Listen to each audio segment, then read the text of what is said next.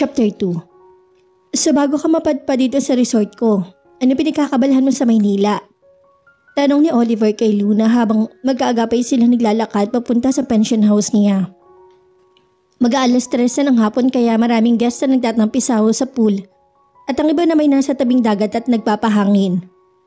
HR supervisor ako sa isang bangko, sagot ni Luna. Ilang dangkal lang ang layo nito mula sa kanya kaya nalalanghap niya ang pabangong gamit nito. Dahilan upang gumana ang kanyang imahinasyon. Nice, bigatin ka pala. Ganda ng career. He meant what he said. Ang mga tulad ni Luna na may magandang posisyon sa isang kumpanya ay talaga namang kahanga-hanga. She must have worked so hard para maabot ang posisyon nito. Hindi katulad niya na naman na lang ang kung ano mang meron siya sa ngayon. Well, napalago naman niya ang resort ng daddy niya kahit papano. How about you? What do you do? Tanong nito sa kanya. Dito ko ginugol ang buhay ko sa resort after kong makagraduate. My German father died a few months after my graduation. So I had no choice but to run the resort in his place. Binuksan niya ang front door ng tahanan niya. Besides, paigi na rin siguro yun kaysa magtrabaho sa ibang bansa. I am an HRM graduate by the way. Iginiya niya ang dalaga papunta sa komedor kung saan naghihintay sa kanilang ilang pagkain. Na siya mismo naghanda kanina bago siya nagtungo sa kwartong tinutulian nito. Ikaw ang naghanda nito? Nakangiting tanong nito. Pagkaupo nito sa isang high stool. Yeah, natutuwa siyang makita na mukhang aliw na aliw ang dalaga sa kaalaman naghanda talaga siya kahit simpleng pagkain lang. This isn't a date, right?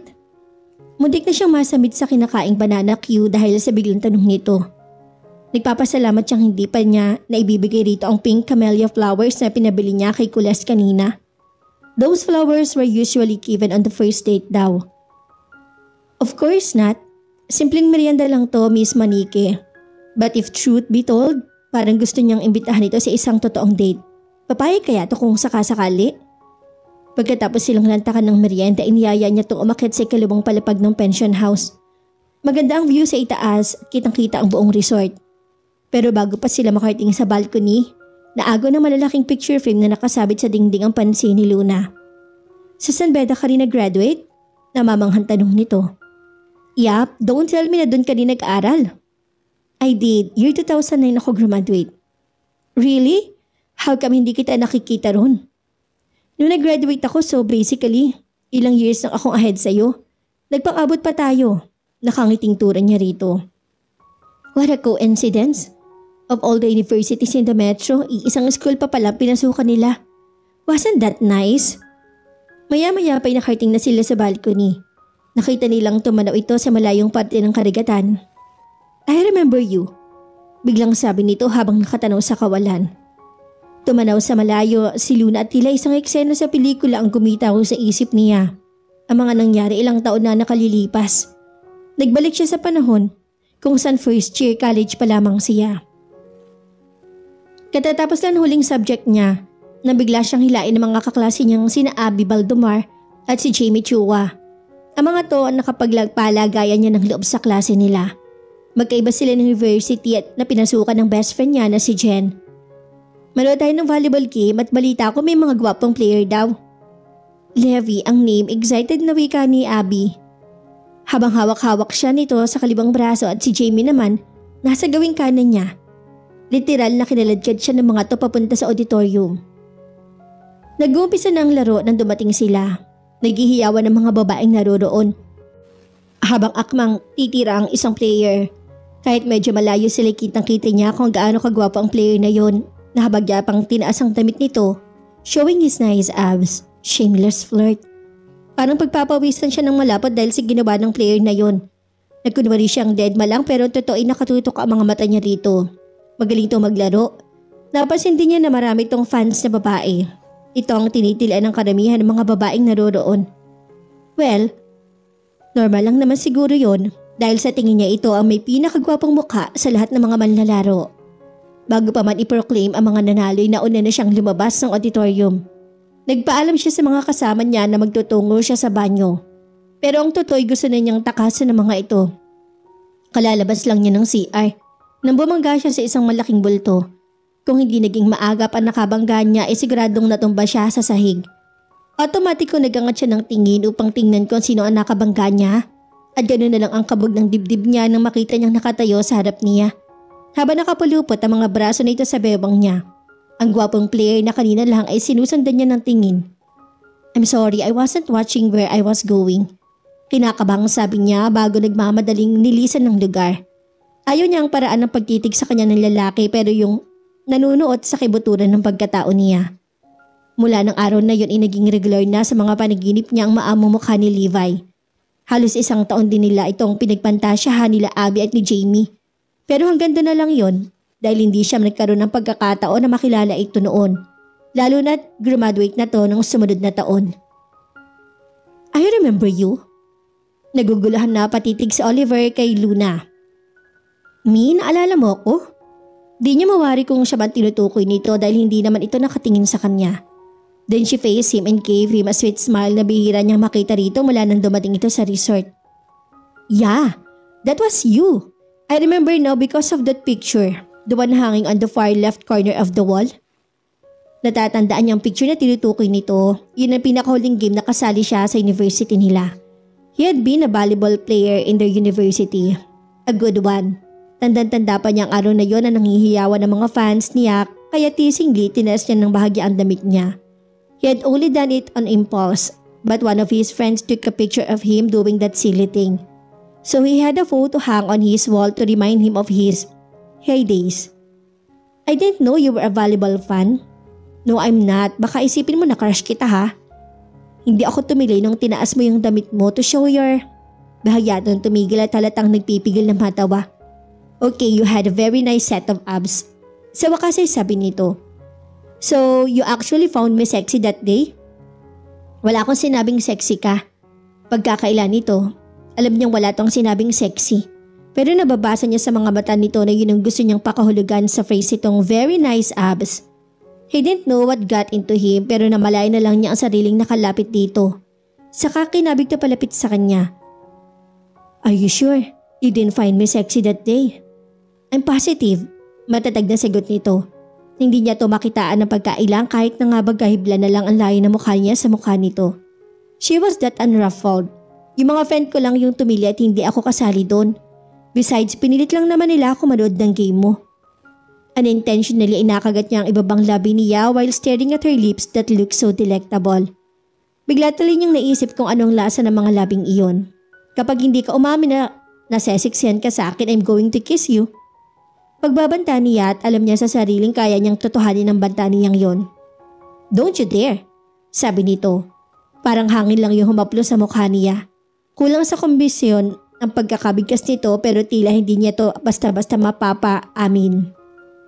Unti-unting bumaba ang mukha niya palapit sa mukha nito. He really intended to kiss her.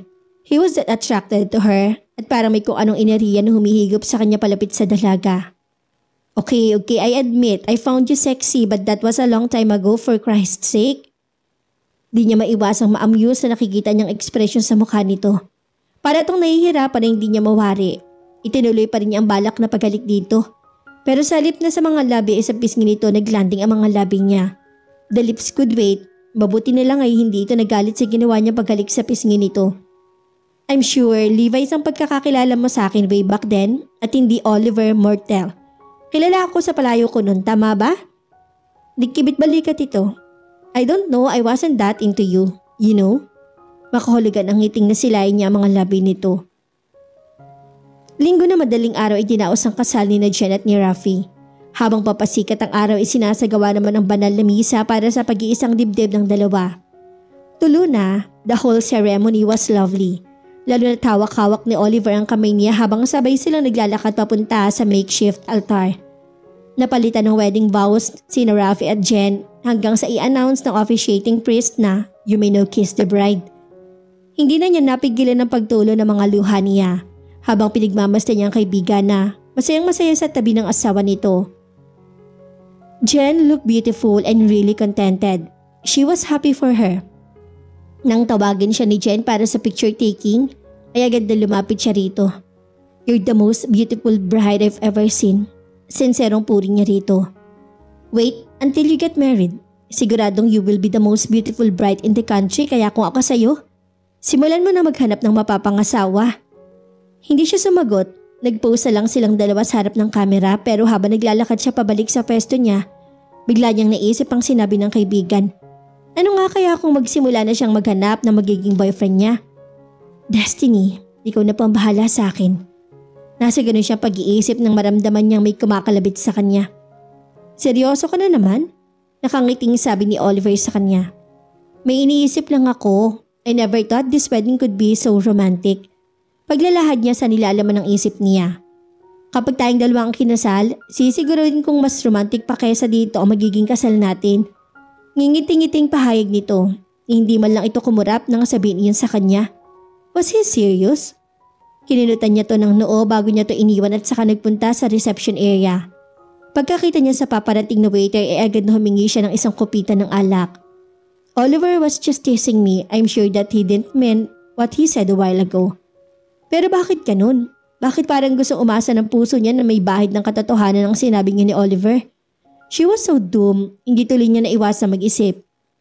Could it be na bumabalik na naman ang atraksyong nararamdaman niya para dito nung college pa lang sila? It could be. Malakas pa rin kasi ang epekto nito sa kanya. Nararamdaman pa rin niyang pagbilis ang pintig ng puso niya kapag nararamdaman niyang nasa malapit lang ito. And as if it wasn't enough, torture na kanina lang tinukso siya ni Oliver tungkol sa kasal. Parang pinaglalaruan din siya ng tadhana. Tahimik siya nakaupo sa isang sulok ng venue pero sa kanya pa napunta ang bouquet na inihagis ni Jen sa ere. Nagulat pa siya nang maglanding yun sa kandungan niya. Sa dami ng mga single na babaeng nag-aabang na makakuha ng bulaklak, bakit sa kanya pa yun bumagsak? At ang garter naman na inihagis ni Rafi ay si Oliver na nakakuha. What did that mean? Anong gustong palabasin ni Manong Destiny ngayon? Nanginginig ang mga binti niya nang isuot ni Oliver sa kanyang garter na nakuha nito. Sana lang hindi nito maramdaman ng pakinginig niyang yun. Eksaktong 5:00 ng hapon ay nag-out si Luna sa opisina. Mula nang matapos ang beach wedding ni Jen at Rafi ay marami siyang binago sa kanyang sarili. Kung noong una madali siyang mag-overtime para maiwasan niyang masyadong pag-iisip sa bahay, ngayon hindi na. Pagpatak ng 5:00 ay nag-out na siya maliban na lang kung meron talaga siyang mga importanteng bagay na dapat pagtuunan ng pansin. Lumabas siya ng building ng opisina nila at nag-abang na magdara ang taxi. Holding ang kotse niya kaya wala siyang choice kundi ang maghintay ng taxi. Wala pa yata siyang 5 minutong nakatayo sa pesto niya nang may pumaradang kotse sa harap niya. It was Oliver's car. Ikaw na naman? Kunwari naiinis at tanong niya sa binata nang bumabato sa sasakyan. Where's your car? Sa halip ay tanong nito sa kanya. Coding, maikling sagot niya. Yun ang pangatlong beses na pumunta to sa bangkong pinagtatrabahoan niya.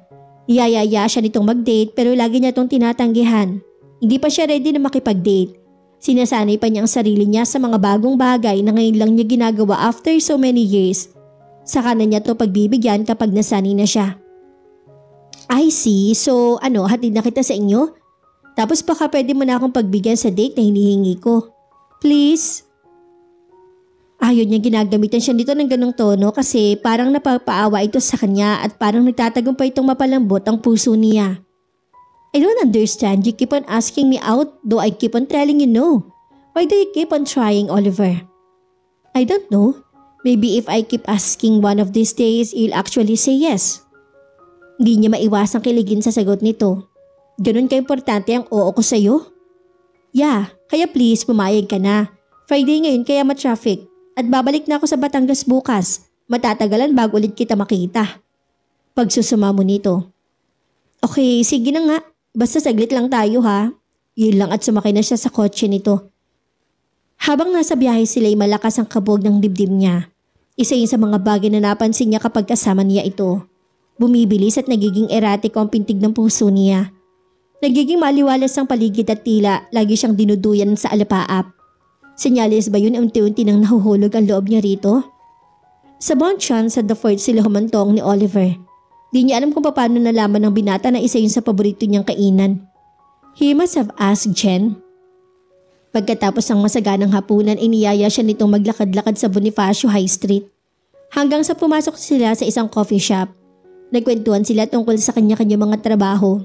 Ikinuwento niya rito ang mga pagbabagong ginawa niya sa sarili niya na mga nakalipas na linggo. Tumawa pa to nang sabihin niyang nakakapanood na siya ng sine at nagagawa na niyang tumambay sa mall kapag weekends. Nagkwento naman to ng mga bagay na may kinalaman sa resort nito. Kaya pala to nasa Makati dahil may dinalhan itong seminar na may kinalaman sa negosyo nito. Sa huli, ay personal na tanong ang nagpaumid sa dila niya. So who's your celebrity crush? Tanong ni Oliver. I don't have one. Umiling-iling ito sa naging sagot niya. Impossible. Ikaw lang yata ang kakilala kong walang crush na artista. Kahit Hollywood actors, wala? Wala nga, natatawang sagot niya. Hindi siya makapaniwalang magiging malaking issue para dito ang kawalan niya ng crush na local o Hollywood celebrity. Well, nagkaroon siya ng crush nung college siya. Student athlete sa university nila na parang celebrity na rin dahil sa dami ng fans nito.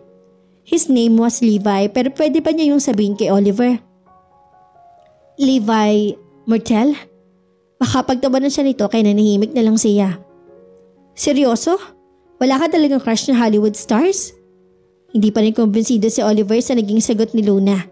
Lahat ng kakilala niyang babae kung hindi si Brad Pitt o Tom Cruise, Robert Pattinson ang crush. May iba pa na local celebrities ang crush pero hindi pwedeng wala. Kaya nagulat siya na walang crush si Luna. Imposible. Wala nga akong crush. Hindi na ako basta-basta nag-idolize sa mga artista. Ikaw ba? Sinong crush mo? Si Jennifer Lawrence. Sagot niya. Yung bidang babae sa Hunger Games at Silver Linings. Natawa siya. Tama kasi ang sinabi nito pero parang hindi to sigurado. In fairness, updated ka naman pala sa mga movie kahit wala kang crush na Hollywood actor. Could we please change the topic? Pakiramdam ko tuloy alien ako kasi wala akong crush. Natatawang sabi nito. Natutuwa siya na madalas na niya itong nakitang nakatawa o kaya nakangiti. Hindi katulad nung una niya itong nakita sa resort na parang lagi itong seryoso sa buhay. Okay, sige. Sino na lang ang favorite mong author? Sumimsim siya sa kape niya at ganoon din ang ginawa ni Luna bago sumagot sa tanong niya. Martha Cecilia. Rose Tan. Nakangiting sagot nito. Napakamot naman siya sa ulo niya at hindi kasi niya kilala ang mga manunulat na binanggit nito. Hindi ko yata sila kilala. Tumawa to na kina-amuse niya. Malamang, Tagalog romance writer sila kaya malamang talaga na hindi mo sila kilala. Pwede na lang kung nagbabasa ka ng mga ganong books. Ah, kaya naman pala. Pero alam mo parang hindi ko yung tipo na nagbabasa ng mga ganong babasahin. Nagkibit balikat ito. Nagbabasa rin naman ako ng foreign paperback. Kaso ngayon nagwo-work na ako, nahilig na ako sa mga pocketbooks. Ganun yata talaga kapag walang love life at matumal lang social life. Pero in fairness, maganda yung mga nababasa ko. May nakakatawa, may nakakaiyak at meron ding nakakainis. But all in all, it's nice. I guess you should try. Umikot sa libro, movies, politics at traveling ang naging usapan nila ni Luna ng gabing yun. Hindi na nila namalay ng mabilis sa paglipas ang oras. Natuklasan niya sa sariling masarap palang kakwentuhan ng dalaga. Hindi limitado ang kaalaman nito tungkol sa isang bagay. Ang totoo ay napakarami nitong opinyon tungkol sa mga bagay na nakapaligid dito. Tuwing magtatama ang mga mata nila, pakiramdam niya ay lalo na daragdagan ng paghanga niya rito. Lalo lumalakas ang atraksyong nararamdaman niya para dito. Alam niyang hindi lang yung simpleng physical na atraksyon, malalim ang atraksyong nararamdaman niya para dito. Isang damdamin na hindi niya mabigyan ng pangalan. Ang alam lang niya ay masarap iyon sa pakiramdam.